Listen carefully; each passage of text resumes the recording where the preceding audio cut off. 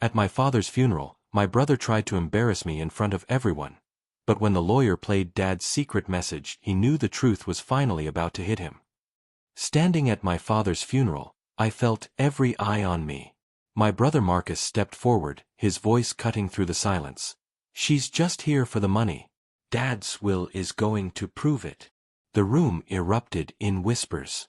I wanted to disappear. But then the lawyer pulled out a USB drive, and what happened next? Well, let me tell you, Marcus's smug grin didn't last long. I'm Sarah Mitchell, 31 years old, and I never thought I'd be the outcast at my own father's funeral. But there I was, standing in the back of St. Catherine's Church while my relatives pretended I didn't exist. My father, Robert Mitchell, built Mitchell Development from nothing. Started with one rental property and turned it into the biggest real estate company in Seattle. Growing up, I watched him work 16-hour days, sacrifice weekends, pour everything into that business. And he wanted me to do the same. I remember being 7 years old, sitting in Dad's office after school. He'd let me sort through blueprints, teach me about property values, explain how he chose locations. "This is your future, sweetheart," he'd say, tapping the blueprints. "Mitchell Development will be yours and Marcus's someday." Marcus is my older brother by 5 years. From the beginning, he was obsessed with impressing Dad. When I learned to read at 4, Marcus made sure everyone knew he'd been reading since 3. When I got straight A's, he'd bring home perfect scores plus extra credit.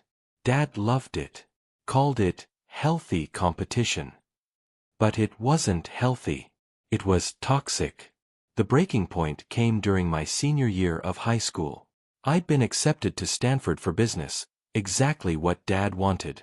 But I'd also gotten into Rhode Island School of Design for architecture. I chose RISD. Dad's face when I told him. I'll never forget it. We were in his home office, the same place where I'd spent so many happy hours as a kid. "Architecture." His voice was cold. "That's not a real career, Sarah. It's a hobby." "It's what I love," I said, trying to keep my voice steady. "I can still work with buildings, with development, just in a different way." "You'll be throwing away everything I've built," he interrupted. "This company needs you.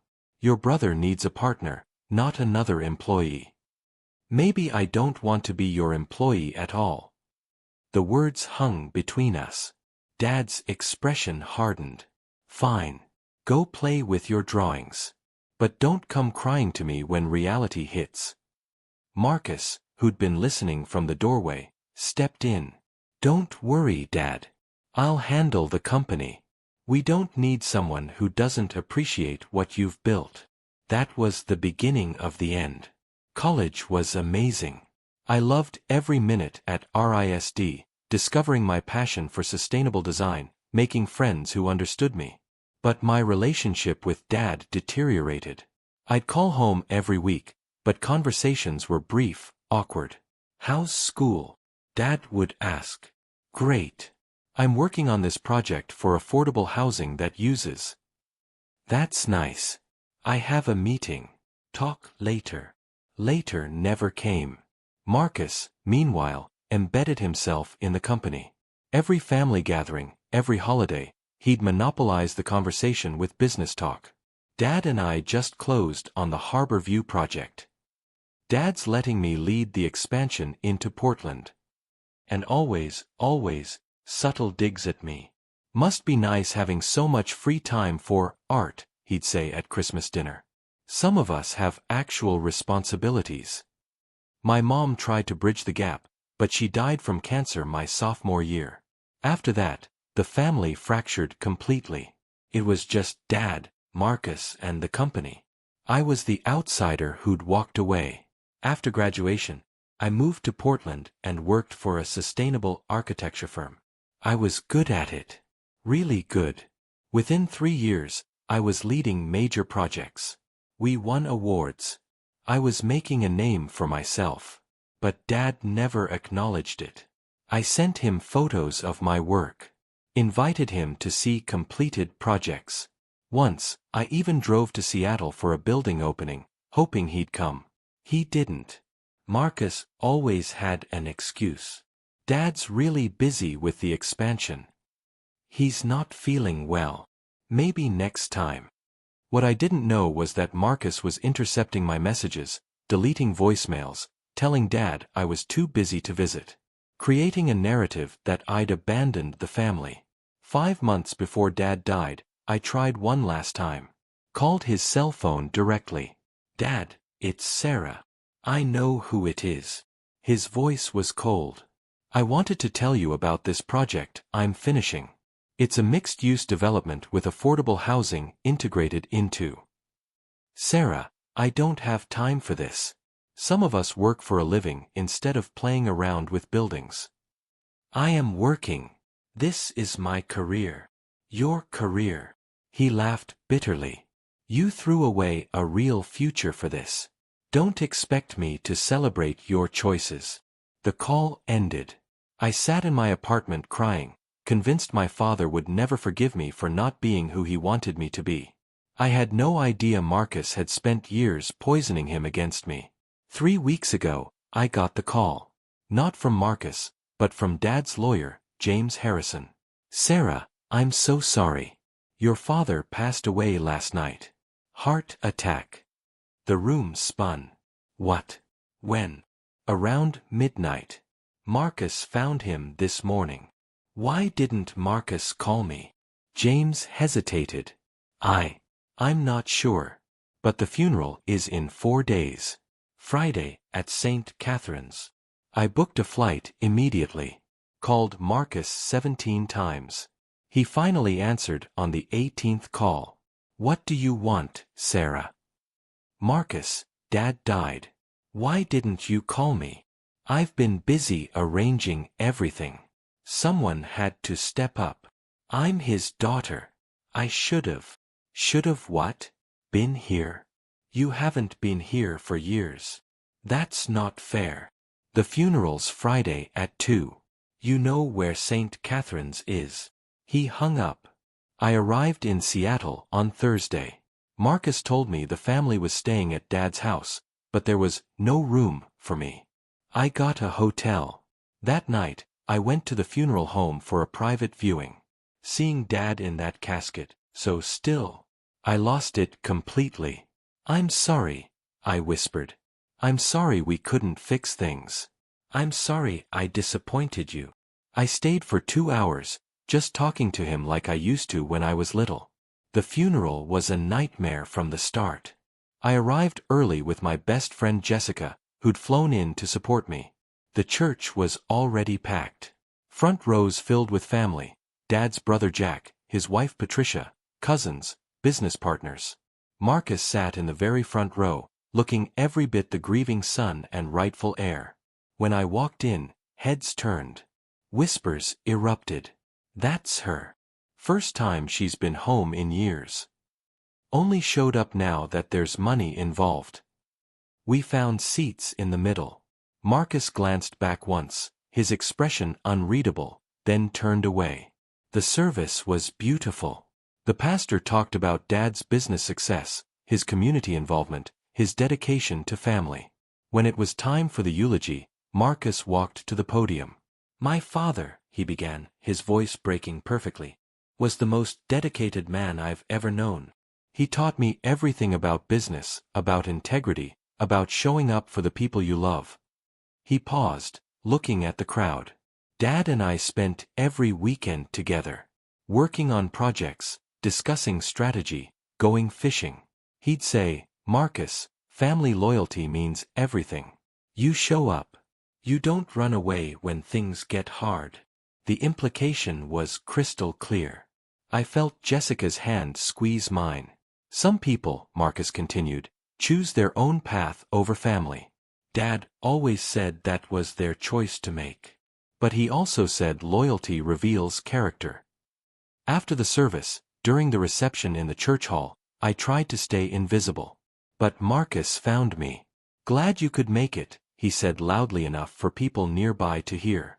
"Must have been hard to tear yourself away from Portland." "Marcus, please. Not here. Not here." He laughed. "When would be appropriate? You've barely been here for years. But I guess funerals are important when there's an inheritance involved. Several people turned to stare. You think I'm here for money? My voice shook. Aren't you? Let's be honest, Sarah. You didn't care about Dad when he was alive. You're just here for the will reading tomorrow. That's not true. Everyone here knows it. Marcus gestured around the room. She's just here for the money. Dad's will is going to cut her off anyway. He told me himself. Laughter rippled through nearby groups. My face burned with humiliation. Uncle Jack approached. Maybe Sarah should just leave. This is family time, and she's not really family anymore, is she? I wanted to run, to escape the judgment, the laughter, the pain. But something kept me rooted. I'm staying, I said quietly. He was my father too. Marcus smirked. Suit yourself. Tomorrow's will reading should be interesting. Hope you're not expecting much. The rest of the reception was torture. People avoided me or made snide comments. Even my cousin Amanda, who I'd been close to as kids, barely spoke to me. That night in my hotel, I sobbed. Jessica held me while I fell apart. They all hate me, I said. They think I'm this horrible person who abandoned Dad for selfish reasons. They don't know the truth, Jessica said firmly. Maybe they do. Maybe I was selfish. Maybe I should've. Stop. You chose your own life. That's not selfish. That's human. But her words didn't ease the pain. The next morning, I dressed carefully for the will reading. Black dress, minimal makeup. Prepared to be publicly humiliated one more time. James Harrison's office was on the top floor of one of Dad's buildings. The conference room was already full when I arrived. Marcus at the head of the table, surrounded by Uncle Jack, Aunt Patricia, several board members from Mitchell Development, and one empty chair at the far end. Sarah, Marcus said with mock warmth. We saved you a seat. The seating arrangement said everything. Marcus as the patriarch, me as the outsider. I sat without speaking. James entered exactly at 10. Thank you all for coming. Robert Mitchell was my friend for 28 years. His loss is deeply felt. Marcus leaned forward. We're ready to proceed, James. I know Dad wanted a smooth transition. Actually, James said, pulling a USB drive from his briefcase, Robert left specific instructions. There's a video he recorded 3 months ago that must be viewed before we discuss the written will. Marcus's confident expression flickered.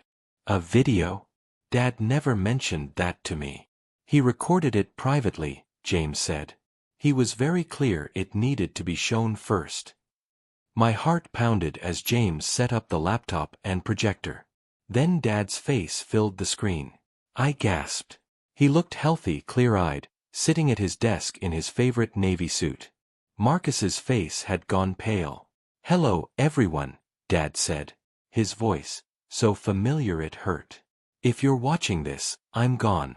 And there are some things that need to be said. Things I discovered too late. The room was completely silent. This message is primarily for Sarah, Dad continued, and I felt tears start. If you're there, and I hope you are, I need you to know something. I'm sorry. Murmurs erupted around the table. I'm sorry for the distance between us. I'm sorry for not supporting your dreams. Most importantly, I'm sorry for believing lies about you that I should have questioned. Marcus shifted uncomfortably. About 6 months ago, Dad said, I had another minor heart attack. Doctors told me to slow down, so I started working from home more.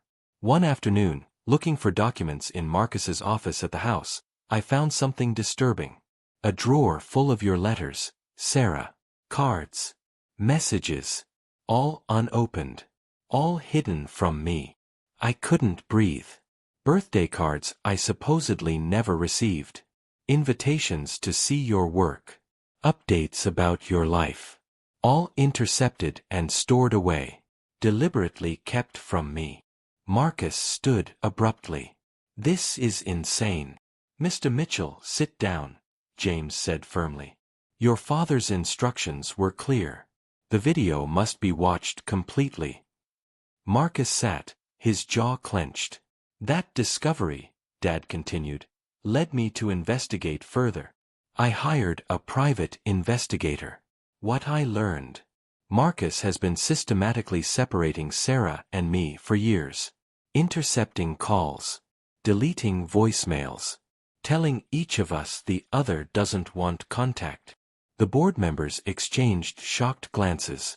"But there's more," Dad said, his voice hardening. "The investigation uncovered serious problems at Mitchell Development. Marcus has been cutting corners, using substandard materials, falsifying safety reports. On the Harbor View project, he bribed a city inspector to approve work that didn't meet code." The room erupted. Uncle Jack stood, face red. Robert must have been confused. "Please," James interrupted. "Let the video finish." Dad's expression was sad now. "I built this company on integrity. My father taught me that the Mitchell name means something. That our buildings last because we do things right. Marcus betrayed those values for profit. That's unforgivable." Marcus was sweating visibly. "When I discovered all this," Dad said, his voice softening as he looked directly into the camera, "my first thought was to call you immediately, Sarah. But I realized something. You deserved better than a phone call apology.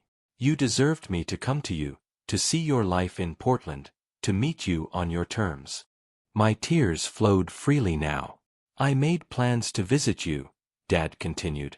"I was going to surprise you the week after our last phone call. That call where I was so cold. I wasn't angry at you, Sarah. I was angry at Marcus and myself for being so blind. I had planned to see your latest project, to tell you in person how proud I am of you." He paused, emotion overwhelming him. "My heart had other ideas, it seems. So this video will have to be my apology. Sarah, I've been following your career. Not through Marcus's filtered updates, but through architecture magazines, industry websites. I've seen your awards, your reviews. I even commissioned your firm for a small project last year under a different name, just to see your work firsthand." This revelation shocked me completely. Dad had hired my firm? Your vision, your commitment to sustainable design, your success on your own terms, these are qualities to be celebrated, not condemned. You didn't abandon the family, Sarah. You honored our family's real values: hard work, integrity, creating something meaningful. I was wrong to try to force you into a mold that didn't fit." Dad straightened, his expression becoming businesslike. "Now, regarding my will and Mitchell Development's future." Marcus leaned forward tensely. "My original will left everything to Marcus, the company, the estate, everything. That will has been revoked." The room exploded with shocked exclamations. "To my son Marcus," Dad said firmly, "I leave $500,000, held in trust and distributed annually, contingent on his full cooperation with the ethics investigation at Mitchell Development and completion of a business ethics program." Marcus's face had lost all color. "To my daughter Sarah, I leave my personal home and everything in it, my investment portfolio, and 60% ownership of Mitchell Development." I couldn't process what I was hearing. Sarah's ethical foundation and innovative thinking make her the ideal person to lead Mitchell Development into the future. She can take an active management role or serve as board chair while continuing her architecture career. That choice is hers. Dad looked straight into the camera. "I know this is overwhelming, Sarah. If you choose to sell your shares or take a different path, I've included provisions for that. But I hope you'll consider accepting this role. The company needs your perspective. Your integrity." He paused again, emotion returning.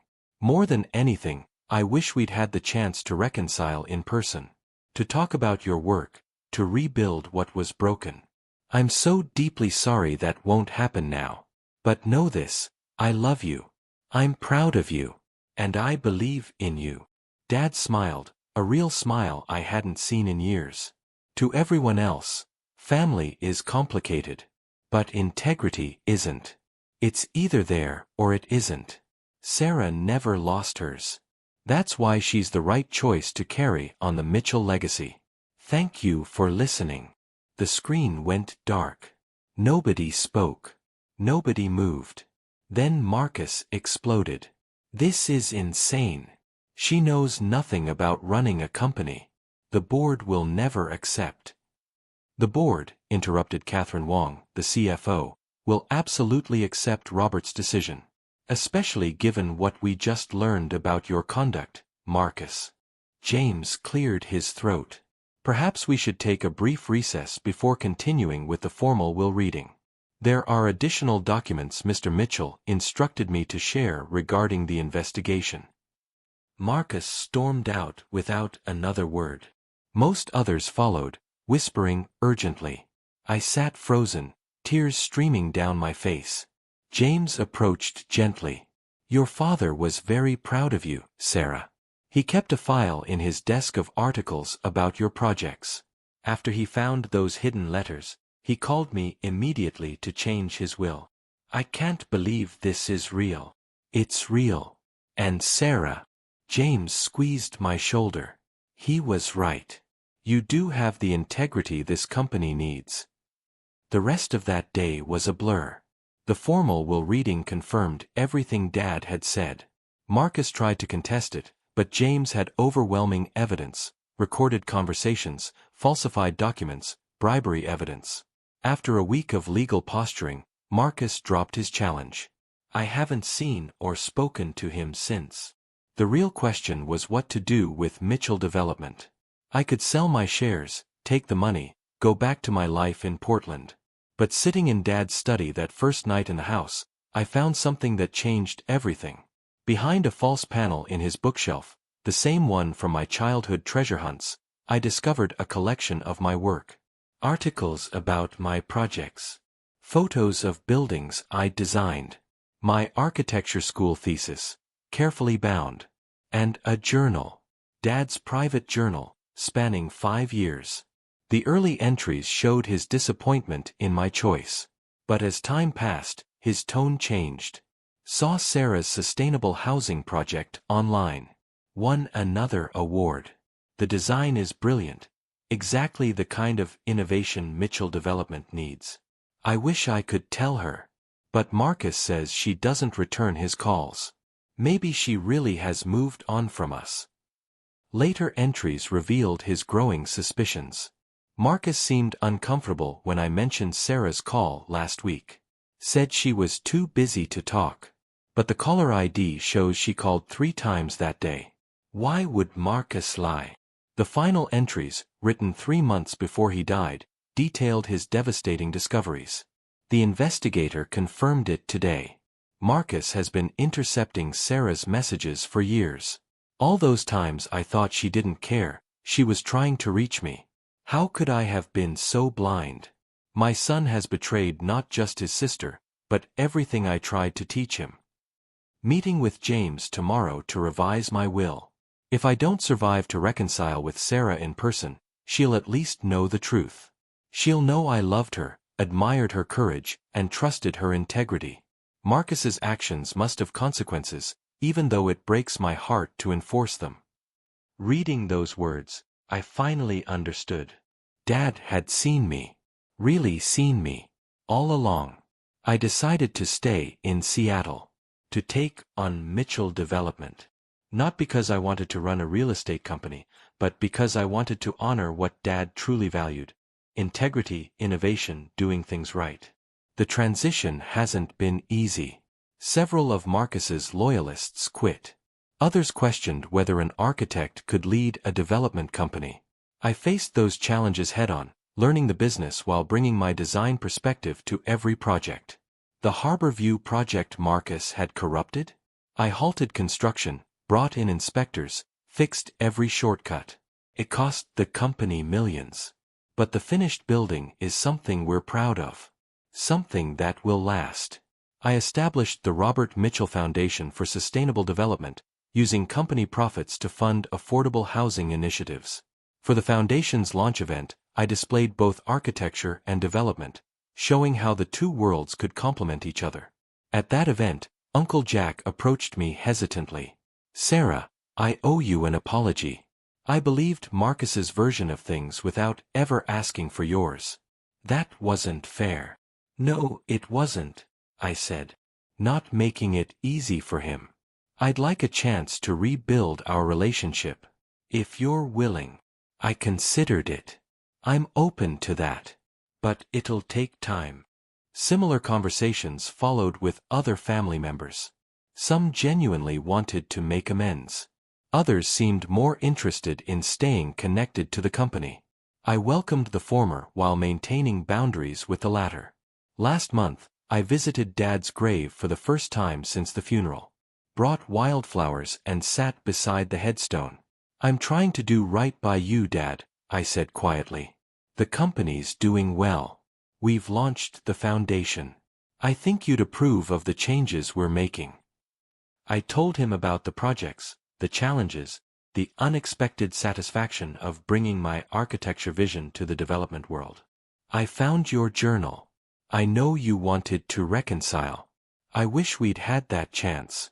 But knowing you were proud of me, that you understood, it means everything."